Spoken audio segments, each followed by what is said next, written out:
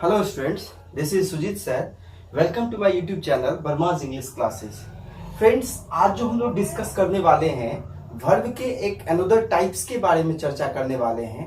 चूंकि हमने first lecture video verb के ऊपर दिया था जिसमें हमने वर्ब के बारे में चर्चा किया था कि वर्ब एक्चुअली होता क्या है, और दूसरी बात हमने चर्चा किया था उसके पार्ट्स के बारे में। जैसे मैंने एक्सुअली वर्ब और मेन वर्ब के बारे में चर्चा किया था उसमें, और ट्रांजिटिव और इंट्रांजिटिव वर्ब के बारे में भी चर्चा किया। लेकिन आज जो हम लोग बात करने हैं वो वर्ब के ही बारे में बात करते हैं, लेकिन वर्ब के एक दूसरे टाइप्स के बारे में आज हम चर्चा करने वाले हैं। ये जो टाइप्स हैं आज हम इनकी चर्चा करेंगे, फाइनाइट वर्ब और दूसरा जो टाइप्स है ये हमारा है नॉन फाइनाइट वर्ब। तो आज इन दोनों के बारे में हम चर्चा करेंगे। स्टूडेंट्स, प्लीज आपसे एक रिक्वेस्ट है कि हमारे प्लीज चैनल को सब्सक्राइब जरूर कर दें, लाइक करें और शेयर भी कर दें ताकि अत्यधिक बच्चों तक हमारा ये वीडियो पहुंच सके। चलिए जानने की कोशिश करते हैं कि भाई फाइनाइट वर्ब क्या होता है और नॉन फाइनाइट वर्ब क्या होता है। वैसे हमने वर्ब के बारे में चर्चा किया था कि वर्ब जो होता है, जैसे कि हम एक्शन वर्ड और डूइंग वर्ड तो कहते ही हैं वर्ब को, साथ ही साथ हम स्टेट और पोजीशन, हमने इन दोनों के बारे में लेक्चर फर्स्ट में चर्चा किया था कि ये वर्ब जो होता है वो स्टेट के साथ साथ हमारा पोजीशंस को भी हम लोग वर्ब ही कहते हैं। और इस अकॉर्डिंग अगर हम देखें तो वर्ब को दो पार्ट में डिवाइड किया गया, जो हमारा फाइनाइट है और नॉन फाइनाइट वर्ब है। तो भाई फाइनाइट वर्ब किसको कहते हैं कि भाई फाइनाइट वर्ब क्या होता है और नॉन फाइनाइट वर्ब क्या होता है, जरा देखिए जानने की कोशिश कहता है a verb which is changes according to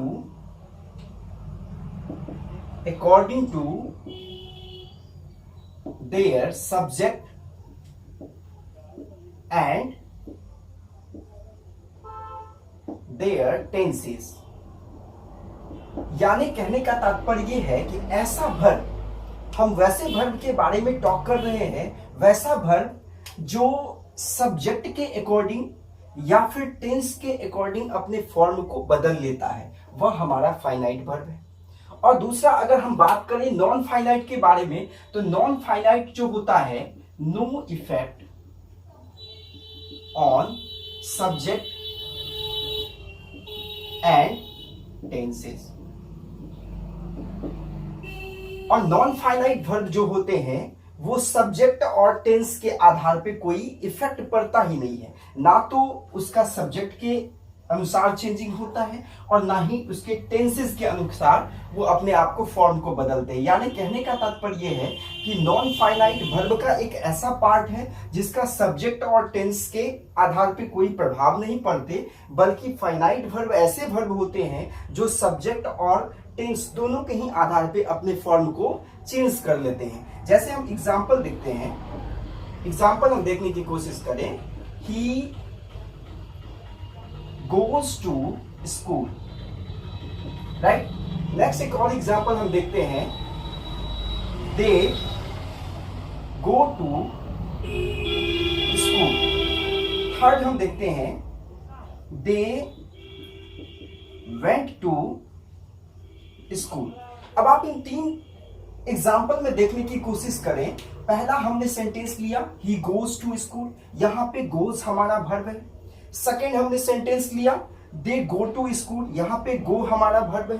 और थर्ड जो हमने सेंटेंसेस लिया, दे वेंट टू स्कूल, ये हमारा वेंट हमारा यहाँ पे वर्ब है। यानी हमने देखा कि पहले और दूसरे वाले सेंटेंसेस में इसने अपने वर्ब का प्रारूप सब्जेक्ट के अनुसार चेंज कर रहा है। जैसा देखो, अगर मैंने सिंगुलर सब्जेक्ट ही को रखा तो वर्ब भी हमारा सिंगुलर हो गया, राइट। और जैसे ही हमने सब्जेक्ट को प्लूरल कर दिया, वर्ब भी हमारा प्लूरल हो गया। इसका कहने का तात्पर्य है कि ये गोज या गो क्या कर रहा है, सब्जेक्ट के अनुसार अपने फॉर्म को बदल रहा है। यही तो हमारा फाइनाइट वर्ब है। नेक्स्ट सेंटेंस में देखो, दे वेंट टू स्कूल। अब की बार मैंने क्या किया, टेंस को ही चेंज कर दिया, और जब टेंस चेंज कर लिया तो ना तो ये गोज रहा ना गो रहा, इसने अपने पास्ट के फॉर्मेशन को ले आया। चूंकि हमने सेंटेंस को पास्ट टेंस में कन्वर्ट किया तो वर्ब भी हमारा पास्ट टेंस में चला गया और इस अकॉर्डिंग हमारा वेंट हो गया। तो हम कह सकते हैं कि ये ऐसे वर्ब होते हैं जो सब्जेक्ट और टेंस के अकॉर्डिंग अपने फॉर्म को क्या करते हैं, बदलते हैं। तो ये हमारा क्या कहलाएगा भाई, फाइनाइट वर्ब कहलाएगा। क्या कहलाएगा, फाइनाइट वर्ब कहलाएगा। वही नॉन फाइनाइट की अगर हम बात करते हैं तो नॉन फाइनाइट हमारा कौन हो सकता है, जैसे मैं जेरंड कहता हूं, ये जेरंड हो सकता है। सेकंड मैं बात करूं तो ये हमारा इंफिनिटिव,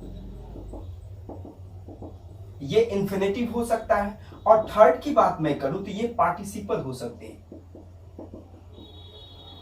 यानी जेरंड, इंफिनिटिव और ये पार्टिसिपल, ये तीन ऐसे हैं जो सब्जेक्ट और टेंस के आधार पे अपने फॉर्म को कभी नहीं बदलते। जैसे जेरंड, अब बात होती है कि भाई जेरंड किसको कहते हैं, इन्फिनिटिव किसको कहते हैं, और ये हमारा पार्टिसिपल क्या होता है। जेरंड जो होता है वो भी फॉर्मेशन होता है। अगर मैं कहूं तो ये वर्ब के चौथे प्रारूप, दैट मीन्स कंटिन्यूअस टेंसेस में जो होते हैं वर्ब, वो हमारे जेरंड होते हैं। लेकिन ध्यान होना चाहिए ये हमारा या तो सब्जेक्ट हो या हमारा ऑब्जेक्ट हो। दैट मीन्स वैसा वर्ब का चौथा प्रारूप V4 जो सब्जेक्ट और ऑब्जेक्ट के अनुकूल वर्क करता है वो हमारा जेरंड होता है। वैसे अगर इन्फिनिटिव की बात करें तो इन्फिनिटिव होता है 2 + V1। इसे तो आसानी से हम जान पाएंगे कि इन्फिनिटिव क्या होता है, 2 + V1 होता है। वैसे अगर हम बात करें तो इन्फिनिटिव विदाउट 2 भी होते हैं, लेकिन मैक्सिमम टाइम में हमेशा यूज किए जाते हैं 2 + V1 को। तो इन्फिनिटिव हमें समझने की ज्यादा जरूरत है नहीं। वैसे पार्टिसिपल, थर्ड जो हमारा फॉर्म है वो है पार्टिसिपल।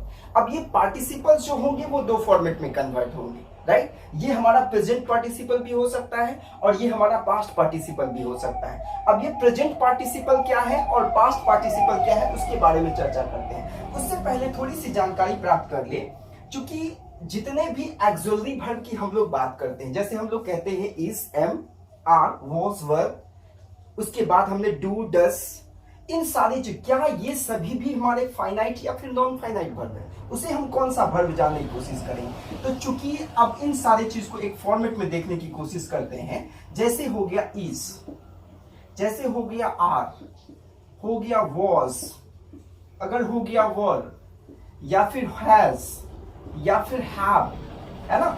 उसके बाद अगर मैं बात करूं डू, अगर मैं बात करूं डज, तो ये सभी भी फाइनाइट वर्ब कहलाते हैं भाई। इस सभी को भी हम फाइनाइट वर्ब कहते हैं। कहोगे ऐसा क्यों कहते हैं, क्योंकि यह भी क्या करते हैं, ये सब वर्ब भी सब्जेक्ट और टेंस के अकॉर्डिंग अपने फॉर्म को बदलते हैं। जैसे देखो, अगर मैं ही लिखा भाई ना, तो ही के साथ इज का प्रयोग होगा। यही अगर पास्ट टेंस में जाएगा तो अपने साथ वाज लेके आएगा। अगर ये प्रेजेंट टेंस में ही है, अगर ये इंट्रोगेटिव बनाता है तो फिर अपने साथ डज का यूज करने के लिए कहेगा। अगर ये परफेक्ट है, परफेक्ट टेंसेस में जाते हैं तो फिर ये हैज का यूज कर देता है। लेकिन जैसे ही हमने सब्जेक्ट को बदल दिया, अब हमने सिंगुलर से प्लूरल में कन्वर्ट कर दिया। देखो, अब ये इज ना हो करके आर का यूज करेगा, ये वाज ना यूज करके वर का यूज करेगा, अब ये डज का यूज ना करके डू का यूज करेगा, और हैव का यूज ना, हैज का यूज ना करके हैव का यूज करेगा। इसका मतलब है कि ये सभी वर्ब भी क्या कर रहे हैं, सब्जेक्ट और टेंस के अनुकूल अपने आप को बदल रहे हैं। दैट मीन्स कहने का मतलब यह भी हमारा क्या हो गया भाई, फाइनाइट वर्ब हो गया। इसे भी हम क्या कहेंगे, फाइनाइट वर्ब कहेंगे, राइट। अब हम बात करते हैं नॉन फाइनाइट के बारे में। चूंकि हमने जेरंड के बारे में चर्चा किया, तो भाई जेरंड जो हमारा होता है वह नॉन फाइनाइट वर्ब होता है। कैसे होता है, जैसे कि एग्जांपल देखने की कोशिश करते हैं हम कि भाई जेरंड, जैसे देखो हमने लिखा he enjoys swimming, right. Next sentence हमने लिखा they enjoy swimming. Third sentence हमने लिखा दे एंजॉयड स्विमिंग।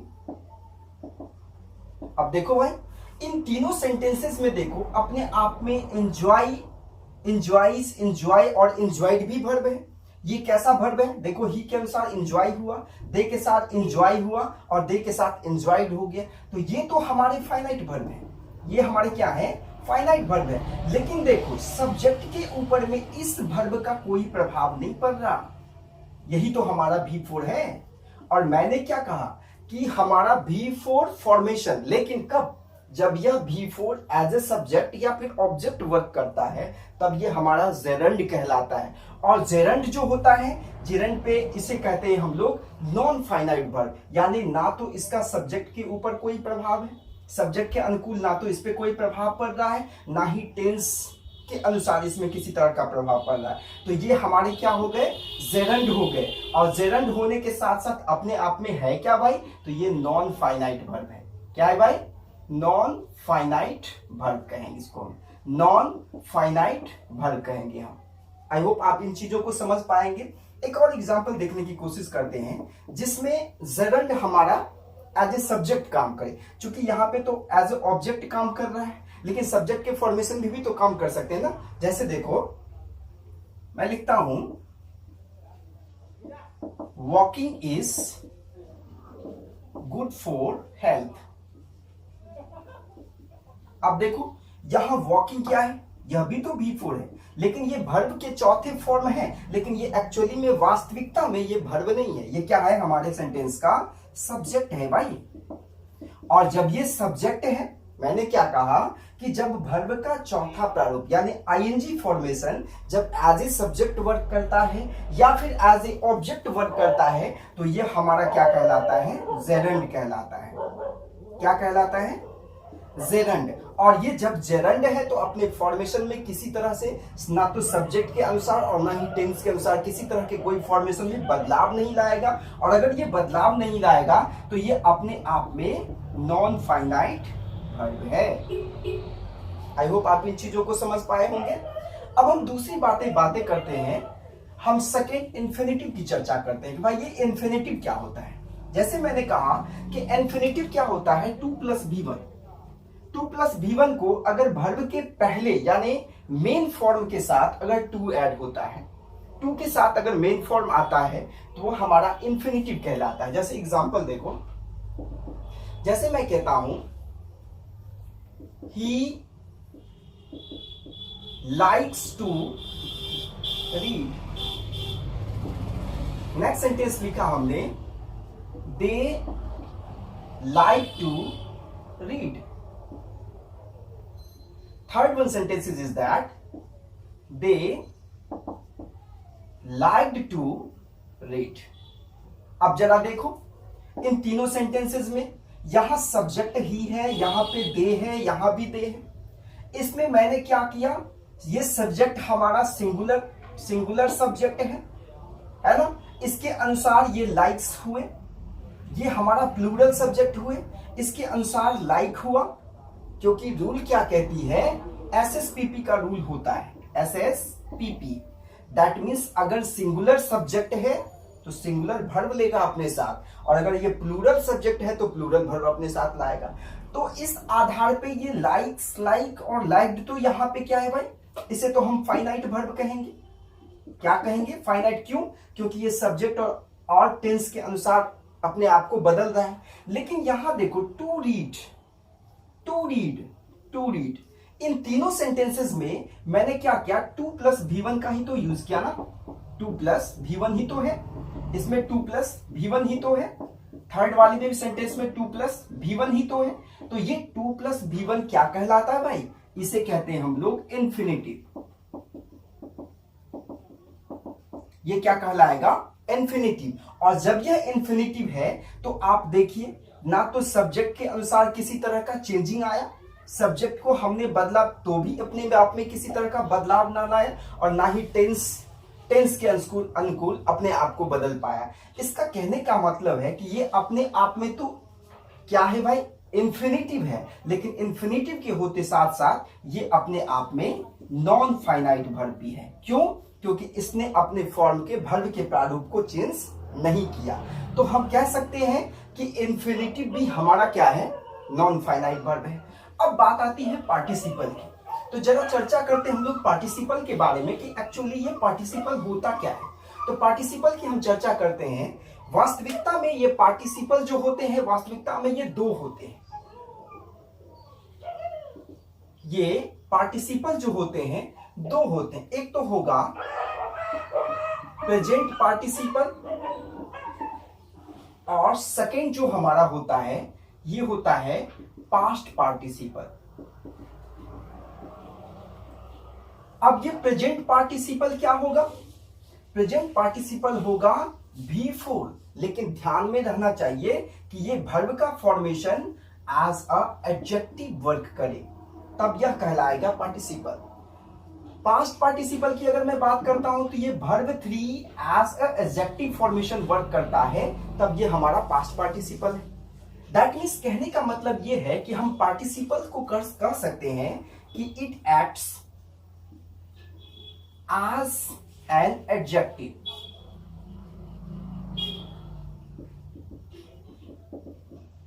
कहता है वर्ब, वैसा वर्ब जो एडजेक्टिव की तरह बिहेव करता है, तो वह हमारा पार्टिसिपल कहलाएगा। और ये वर्ब के फोर्थ फॉर्मेशन भी हो सकते हैं और वर्ब के ये थर्ड फॉर्मेशन भी होते हैं। क्योंकि थोड़ी सी चेंजिंग इसमें बदलाव है कि ये V4 जो होते हैं वो हमारा जेरंड भी होता है, लेकिन हमने क्या बताया इसके बारे में कि ये या तो सब्जेक्ट की तरह काम करे या फिर ऑब्जेक्ट की तरह काम करे, तब ये हमारा जेरंड होता है। और अगर यही V4 अगर एडजेक्टिव की तरह बिहेव करता है, एडजेक्टिव होता है, तो वह हमारा होता है प्रेजेंट पार्टिसिपल। और ध्यान में रहे कि चूंकि हमने V4 का यूज किया और ये V4 क्या है भाई? कंटिन्यूटी को शो करता है। दैट मीन्स कहने का मतलब है कि यहां जो हमारा सेंटेंस होगा वो कैसा सेंटेंस होगा? कंप्लीट नहीं होगा, यानी ये होगा इनकम्प्लीट सेंटेंस। इनकम्प्लीट एक्शन कह दो, यानी जहां पे एक्शन इनकम्प्लीट होगा वहां पे हम V4 का यूज करते हैं, और जहां पे हमारा not completed action, not completed, और जहां हमारा एक्शन कंप्लीट नहीं होगा वहां पे हम वर्ब थर्ड का फॉर्मेशन यूज करेंगे। राइट, आई होप आप इन चीजों को समझ पाए होंगे। अब जरा कुछ एग्जांपल्स देखने की कोशिश करते हैं। जैसे देखो,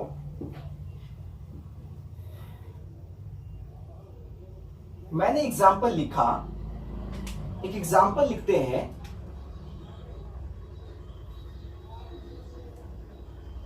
ए रनिंग डियर वॉज शूट। अब जरा इन सेंटेंस में देखो, मैंने यहां डियर लिखा। भाई ये डियर क्या है? अपने आप में नाउन है, और नाउन से पहले रनिंग डियर मैंने कहा, तो ये रनिंग क्या है भाई? नाउन की विशेषता बतला रहा है। कैसा डियर? तो दौड़ता हुआ डियर के बारे में चर्चा कर रहा है। दैट मीन्स ये अपने आप में तो दिख रहा है V4 फॉर्मेशन, लेकिन ये V4 वर्ब ना हो करके ये कर का क्या काम कर रहा है? ये एडजेक्टिव की तरह काम कर रहा है। और जब यह एडजेक्टिव की तरह काम करेगा तो यही तो हमारा क्या है? प्रेजेंट पार्टिसिपल है ना। इसे हम क्या कहेंगे? Present participle. और जब ये प्रेजेंट पार्टिसिपल है, ये हमारा क्या है? प्रेजेंट पार्टिसिपल है ना। और जब ये प्रेजेंट पार्टिसिपल है तो ये अपने आप में भाई है भी क्या? Non finite verb. क्योंकि नॉन फाइनाइट वर्ब जो होता है वो ना तो सब्जेक्ट के अनुसार अपने फॉर्म को बदलते हैं और ना ही टेंस के अनुसार बदलते हैं। तो ये रनिंग हमारा क्या है? हर केसेस में अगर मैं इस सेंटेंस को प्रेजेंट में भी कन्वर्ट करूं तो भी रनिंग डियर लिखना पड़ेगा। अगर मैं पास्ट में ले जाऊं तो भी मुझे रनिंग डियर ही लिखना पड़ेगा, चाहे फिर ये सब्जेक्ट या फिर हमारा टेंस हो, किसी तरह के कोई फॉर्मेशन में हमारा ये बदलाव नहीं लाएगा। तो ये हमारा क्या कहलाएगा भाई? Present participle. लेकिन पास्ट पार्टिसिपल भी तो होते हैं भाई, जहां पे हम लोग verb third form as an adjective use करते हैं। एज एन एडजेक्टिव जब हम वर्ब के थर्ड फॉर्मेशन को यूज करेंगे तब ये हमारा क्या होगा? ये होगा पास्ट पार्टिसिपल। जैसे देखो एक एग्जांपल लेते हैं। हमने लिखा a drunken man, right? A drunken man told me, a drunken man told me an interesting story. अब आप इस सेंटेंस में देखो भाई, हमने क्या लिखा, ड्रंकन मैन, और यहां हमने लिखा इंटरेस्टिंग स्टोरी। तो यहां पे मैन क्या है, यह भी नाउन है, और यहां स्टोरी क्या है, यह भी नाउन है। तो अब देखो, ये अभी मैंने बताया कि नाउन की जो विशेषता बतलाता है वो तो हमारा एडजेक्टिव होता है, जो नाउन की विशेषता बतलाता है वो तो हमारा एडजेक्टिव होता है, और ये एडजेक्टिव होने के साथ साथ ये वर्ब का थर्ड फॉर्म ही तो है, और ये हमारा वर्ब का फोर्थ फॉर्म है। चूंकि ड्रंकन मैन क्या कहता है, ए ड्रंकन मैन टोल्ड मी, एक पियक्कड़ आदमी के बारे में बात कर रहा है, ड्रंकन मैन। तो ये ड्रंकन क्या है, एज एडजेक्टिव वर्क कर रहा है, लेकिन ये दिखने में तो वर्ब थर्ड है, तो यही तो हमारा वर्ब थ्री है, तो हम इसे क्या कहेंगे, पास्ट पार्टिसिपल। और यहां जो हमारा इंटरेस्टिंग स्टोरी है, यानी वर्ब के चौथे फॉर्मेशन का यूज किया एज एन एडजेक्टिव, तो ये हमारा क्या कहलाएगा, प्रेजेंट पार्टिसिपल। ये प्रेजेंट पार्टिसिपल, और जब ये पास्ट पार्टिसिपल और ये प्रेजेंट पार्टिसिपल, तो भाई ये अपने आप में है क्या, ये अपने आप में नॉन फाइनाइट वर्ब ही तो है, ये भी तो हमारा नॉन फाइनाइट वर्ब है, ठीक है ना।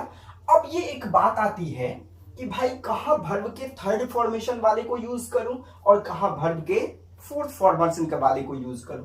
तो ध्यान में रखना, अगर किसी सेंटेंस में हमने क्या बताया कि अगर वो प्रेजेंट पार्टिसिपल है तो एक्शन क्या होगा भाई, इनकम्प्लीट होगा। देखो, इंटरेस्टिंग स्टोरी इनकम्प्लीट एक्शन है, सुना ही तो रहा है, टोल्ड मी, ये हमारा काम क्या है, कंटिन्यू हो ही रहा है, यानी हमारा एक्शन कंप्लीट नहीं है, तो हमने B4 का यूज किया ना। तो हम लोग इंटरेस्टेड स्टोरी तो नहीं लिखा, इंटरेस्टिंग स्टोरी लिखा। क्यों, क्योंकि वो मुझे कह रहा है, और कह रहा है तो हमारा सेंटेंस क्या है भाई, इनएक्टिव सेंटेंसेस है ना। ये हमारा सेंटेंस कंटिन्यू सेंटेंसेस है, और कंटिन्यू जब सेंटेंसेस है तो हम लोग क्या करेंगे, वर्ब के चौथे फॉर्मेशन का यूज करेंगे एज एन एडजेक्टिव।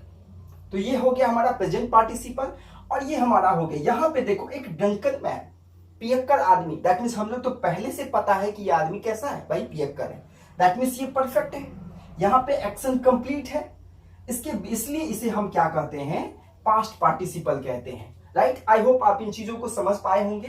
अब एक और चीजें बातें आती है, क्या आती है, जेरंड में और पार्टिसिपल में भाई डिफरेंसेस क्या है, जेरंड क्या होता है और पार्टिसिपल क्या होता है, जरा देखो।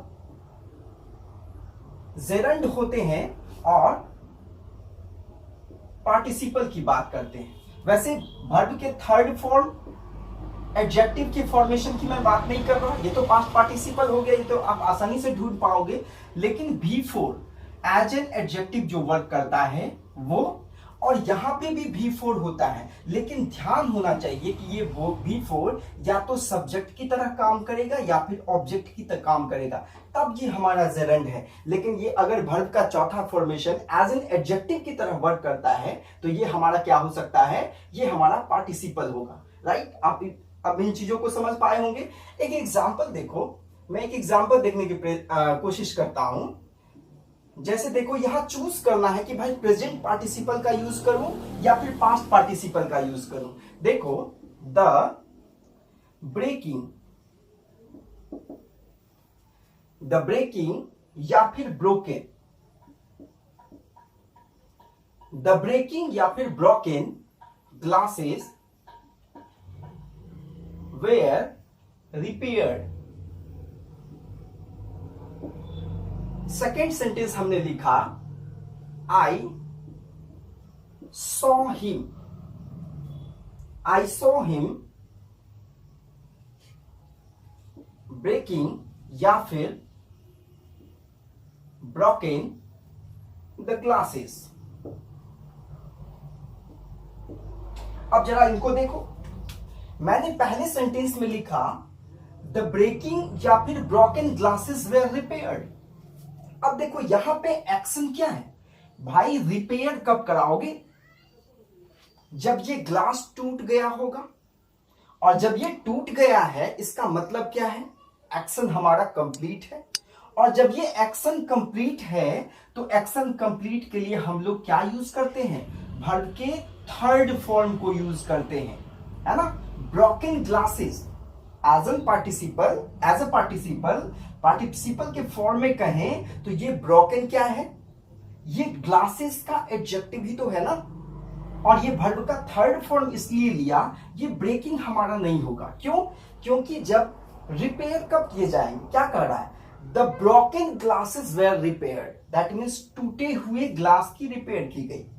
अब जब हम कहते हैं कि टूटे हुए ग्लास, इसका मतलब एक्शन क्या है, हो चुका है। और जब हो चुका है, एक्शन कंप्लीट है, तो भाई पास्ट पार्टिसिपल का यूज करो, राइट। इस सेंटेंस में देखो, आई सो हिम ब्रेकिंग या फिर ब्रोकन द ग्लासेस, मैंने टूटते हुए ग्लास को देखा। भाई टूटते हुए ग्लास को देखा तो टूट चुका थोड़े ना था, टूट ही तो रहा था और उसको मैं देख रहा था। तो ये सेंटेंस ये अपने आप में क्या है, before as an adjective use कर रहा है। और यहां पे हम प्रेजेंट पार्टिसिपल का यूज करेंगे। क्यों करेंगे, क्योंकि यहां पे एक्शन क्या है, इनकम्प्लीट है, इसीलिए यहां पे ब्रेकिंग का यूज करेंगे, राइट। आई होप आप इन चीजों को समझ पाएंगे। वैसे नेक्स्ट लेक्चर हमारी जो आएगी वो हम जेरंड पार्टिसिपल और इन्फिनेटिव की को एक्सप्लेन करेंगे, पूरे कंप्लीटली एक्सप्लेन करेंगे बहुत सारे एग्जाम्पल के साथ। लेकिन अभी चूंकि हम लोग फाइनाइट और नॉन फाइनाइट वर्ब के बारे में पढ़ रहे थे, तो ये पार्टिसिपल भी उसका एक हिस्सा है, इसलिए मैंने थोड़ी सी जानकारी आपको दे दी, राइट। अब आप, आई होप आप इन चीजों को समझ पाए होंगे कि फाइनाइट वर्ब क्या होता है और नॉन फाइनाइट वर्ब क्या होता है। एक बार जान ले, फाइनाइट वर्ब के एक अनदर टाइप्स के बारे में आज हमने चर्चा किया, जिसमें हम फाइनाइट वर्ब और नॉन फाइनाइट वर्ब के बारे में बात की। फाइनाइट वर्ब किसको कहते हैं, वर्ब का एक ऐसा प्रारूप जो सब्जेक्ट और टेंस के अनुसार अपने फॉर्म को बदलता है, वो हमारा फाइनाइट वर्ब है। और नॉन फाइनाइट वर्ब क्या हो गया, जो ना तो सब्जेक्ट के अनुसार और ना ही टेंस के अनुसार अपने फॉर्म को बदलता है, वो हमारा क्या हो जाता है, वो हमारा हो जाता है नॉन फाइनाइट वर्ब। और नॉन फाइनाइट वर्ब में कौन कौन आएंगे, जेरंड चले आते हैं, पार्टिसिपल्स चले आते हैं और इन्फिनिटिव्स चले जाते हैं। आई होप आप इन चीजों को आज समझ पाए होंगे। दूसरी बात जो हम लोग करने वाले हैं वो टाइप्स ऑफ वर्ब के बारे में चर्चा करते हैं। Types of verb, types of verb के बारे में बात करते हैं। अब ये टाइप्स ऑफ वर्ब, ये कौन सा वर्ब है भाई, तो वर्ब के जो रूप होते हैं ये 5 पढ़े होंगे आप, V1, V2, V3, V4 और ये V5। ये वर्ब के 5 फॉर्म होते हैं। टाइप्स ना कहो, इसे फॉर्म कहो, फॉर्म ऑफ वर्ब, राइट। अब ये V1 क्या होता है भाई, ये प्रेजेंट टेंस होते हैं, प्रेजेंट टेंस, राइट। और ये V5 जो होता है यह भी हमारा प्रेजेंट टेंस ही होता है, लेकिन भाई चेंजिंग क्या होता है, तो ये होता है हमारा प्लूरल और ये होता है हमारा सिंगुलर। चेंजिंग बस सिर्फ इतना ही है कि वर्ब का पहला फॉर्मेशन जो होता है वो प्रेजेंट टेंस में होता है और ये प्लूरल वर्ब होते हैं। लेकिन वर्ब का 5वां फॉर्मेशन जो होता है वो प्रेजेंट टेंस में तो होता है, लेकिन ये सिंगुलर फॉर्मेशन होता है, राइट। और इसी प्रेजेंट वर्ब के पहले फॉर्मेशन को हम लोग मेन फॉर्म भी कहते हैं, मेन फॉर्म, या फिर आप इसे बेस फॉर्म भी कह सकते हैं। दैट मीन्स कहने का मतलब है कि कोई भी शब्द का जो मेन रूप होता है, जैसे मैं कहता हूं जाना, तो जाना का भाई इंग्लिश क्या होता है, गो। तो ये गो हमारा क्या हो गया, वर्ब का पहला प्रारूप। सेकेंड जो फॉर्मेशन V2 होता है इसे हम लोग कहते हैं पास्ट टेंस। जैसे गो अपने आप में बदल करके हो जाएगा वेंट। अब ये वर्ब का थर्ड फॉर्म जो होता है ये होता है हमारा पास्ट पार्टिसिपल। और पास्ट पार्टिसिपल के बारे में तो अभी हमने चर्चा किया ही है, ये वर्ब का थर्ड फॉर्मेशन होता है। जैसे गो वेंट, अब ये हो जाएगा गॉन, राइट। और वर्ब का चौथा फॉर्मेशन जो होता है ये बेस फॉर्म के साथ अपने साथ आईएनजी जोड़ करके आते हैं। क्या करते हैं बेस फॉर्म के साथ, जैसे गो में आईएनजी जोड़ दें तो ये हमारा हो जाएगा गोइंग। और ये वर्ब के 5वें फॉर्मेशन जो होते हैं ये अपने आप में प्रेजेंट टेंस तो है ही, उसके बाद ये सिंगुलर फॉर्मेशन तो है ही, लेकिन ये करता क्या है, बेस फॉर्म में अपने साथ एस या ईएस जोड़ करके लाता है। जैसे मैं कहूं तो गो का क्या होता है भाई, गोज हो जाता है। तो इस तरह से हमने आज जानने की कोशिश किया कि वर्ब के टाइप्स के बारे में, कि वर्ब का एक अनदर टाइप्स फाइनाइट और नॉन फाइनाइट वर्ब होते हैं, और फिर फॉर्मेशन ऑफ वर्ब यानी वर्ब के प्रारूप के बारे में जाना कि वर्ब के 5 फॉर्मेशन होते हैं, V1, V2, V3, V4 और V5, जिसमें वर्ब का थर्ड फॉर्मेशन जो हमारा होता है वो पास्ट पार्टिसिपल होता है। वर्ब के पहले और 5वें को हम प्रेजेंट टेंस कहते हैं। पहला वाला हमारा प्लूरल फॉर्मेशन होता है और वर्ब का 5वां फॉर्मेशन सिंगुलर होता है। इसे हम बेस फॉर्म या फिर मेन फॉर्म भी कहते हैं। और ये सेकेंड V2 जो होता है वो पास्ट टेंस को रिप्रेजेंट करता है। V4 जो होता है वो कंटिन्यूअस को दर्शाता है, क्या चूंकि ये आईएनजी फॉर्मेशन होते हैं। तो बेस फॉर्म के साथ ये अपने साथ आईएनजी जोड़ करके लाते हैं, जैसे गोइंग। और ये वर्ब का 5वां फॉर्मेशन जो प्रेजेंट टेंस और सिंगुलर फॉर्मेशन होते हैं, ये बेस फॉर्म के साथ एस या ईएस जोड़ करके अपने साथ वर्ब को बनाते हैं। जैसे हमने गोज बना दिया, ईट होगा तो ईट्स हो जाएगा, है ना। तो ये आज हमने वर्ब की फॉर्मेशन को भी समझ पाए। आई होप आज आप इन चीजों को समझ पाए होंगे। और प्लीज अगर हमारा ये वीडियो अगर आपको पसंद आता है तो प्लीज आप हमारे वीडियो को लाइक जरूर करें और हमारे चैनल को सब्सक्राइब भी कर दें और आप इसे शेयर भी कर दें। Thank you.